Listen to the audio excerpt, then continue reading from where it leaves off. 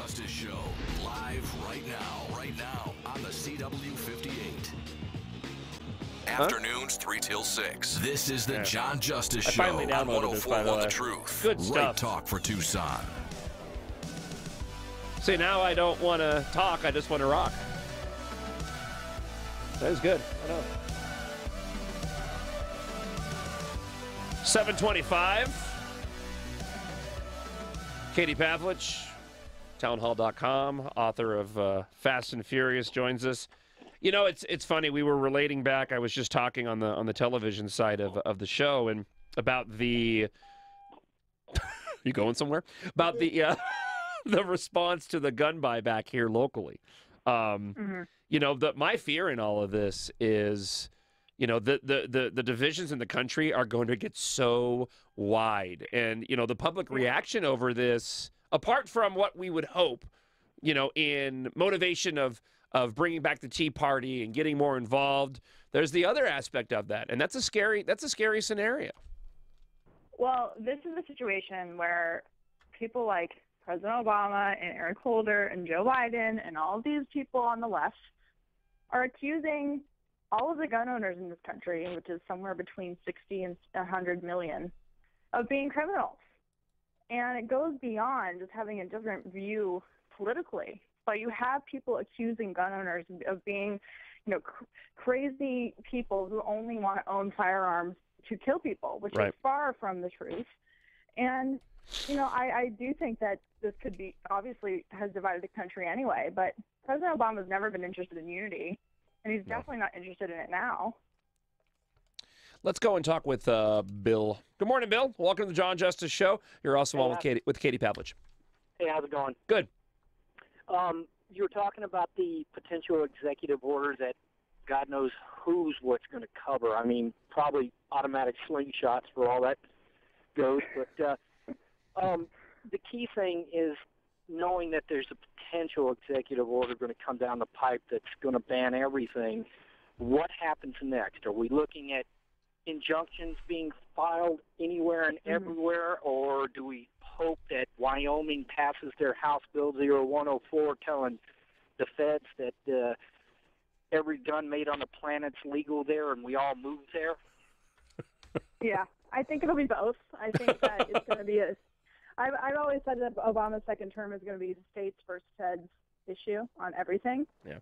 I think the states will fight back: Texas, Arizona, Wyoming. You know, every single state now has some form of concealed carry. You know, the country is more pro-gun than they've ever been. In terms of enforcement, I think this could also be part of the plan, but I could be wrong. In order to enforce something like an executive order that's going to come from President Obama, they need an expansion of government. ATF can't do it on their own. They don't have enough resources. Neither does the FBI.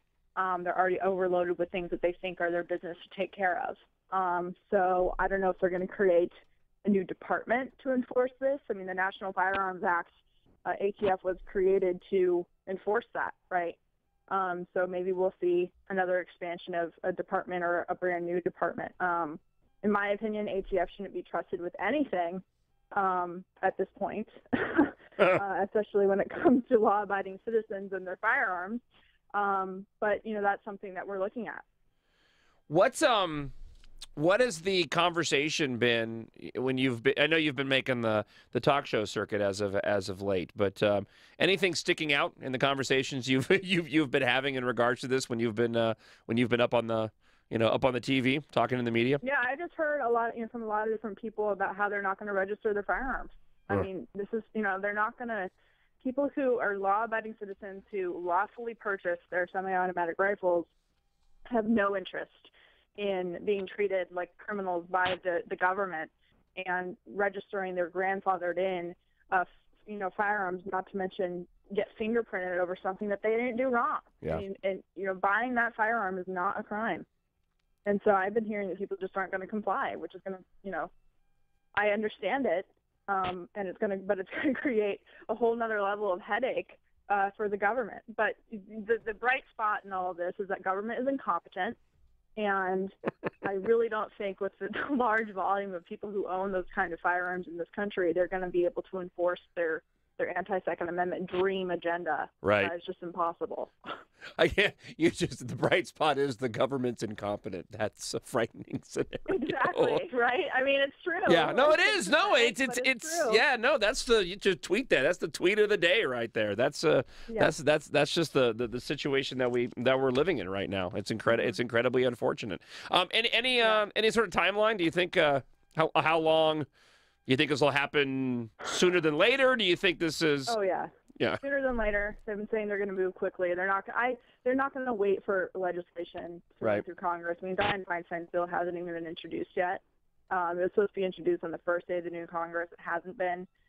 It's looking like that's going to be introduced January 22nd. But, clearly the White House isn't willing to wait. And for anyone who thinks this is something new, this has been in the works for 4 years. Yeah.